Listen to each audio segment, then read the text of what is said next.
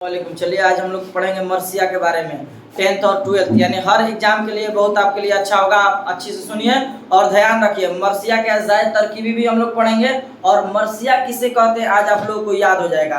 तो अच्छी तरह से सबसे पहले समझ लीजिए कि मर्सिया किसे कहते हैं।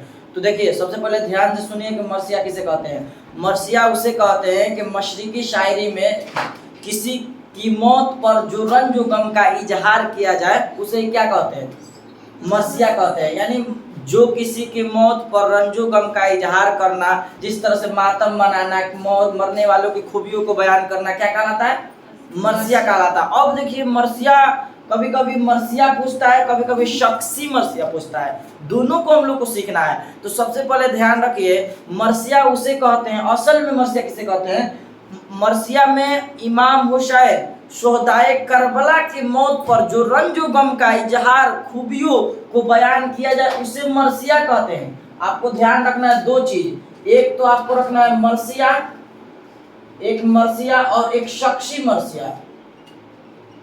एक आपको शख्सी मर्सिया ध्यान रखना है, एक शख्सी मर्सिया, दोनों में आपको अच्छी तरह ध्यान रखना है। सबसे पहले मर्सिया, तो मर्सिया उसे कहते हैं कि इमाम हुसैन शोहदाए करबला में जो रंज व गम का शहादत पे इजहार किया जाए उसे कहते हैं मर्सिया। इसी को यहीं से उठाइएगा, इमाम हुसैन शोहदाए करबला के अलावा और किसी शख्स के बारे में उसके मरने वाले की खूबियों या रंज व गम का इजहार करना शख्सी मर्सिया कहलाता है। दोनों समझ में आ गया।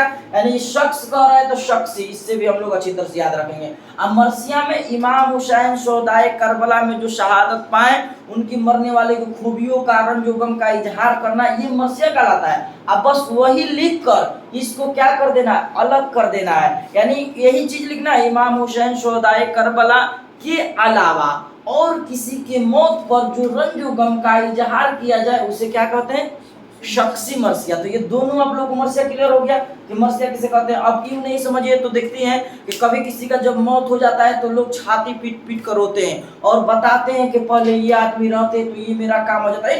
इजहार करते हैं ना, किस तरह से करते हैं, औरत ज्यादा जानती है सबके बारे में है, तो आप लोग भी जान रही हैं। तो ये मर्सिया है। तो मर्सिया किसे कहते समझ गए। अब देखिए हम लोग देखेंगे मर्सिया की अज़ायद तरकीबी कितनी है। तो मर्सिया के अज़ायद तरकीबी आपको याद किसे रखना है, देखिए आमद, चेहरा, बैन, सरापा, रुखसत, रज़द, जंग, शहादत। इसको याद करें कैसे, देखिए सबसे पहले आमद, आमद कीजिए, उसके बाद क्या किया जाता है, आमद होता है चेहरा दिखता है, बैन लगा दीजिए, बैन है, सरापा है तो शराब दीजिए, याद हो गया ना, शराब दीजिए। उसके बाद क्या करना है, भगा दीजिए, रुखसत आदमी क्या कर रहा है, भगा देता है। उसके बाद रजत कर दीजिए, फिर देखिए रजत गम जंग कर दीजिए, और उसके बाद लास्ट में आखिरी में क्या होता है इंसान का, शहादत। तो याद हो गया ना, आमद, बोलिए इधर से, आमद, आमद, चेहरा, बैन, सरापा, रुखसत, रजत, जंग, शहादत। 8 को याद हो गया। तो कोई बोल देगा 8? कोई नहीं बोलेगा, इधर हम खड़ा हो जाएंगे तब। तो आप बोलिए जल्दी से 8। हाँ हाँ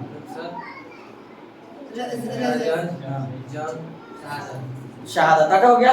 आप बोलिए, आमद, चेहरा, सरापा, बैन,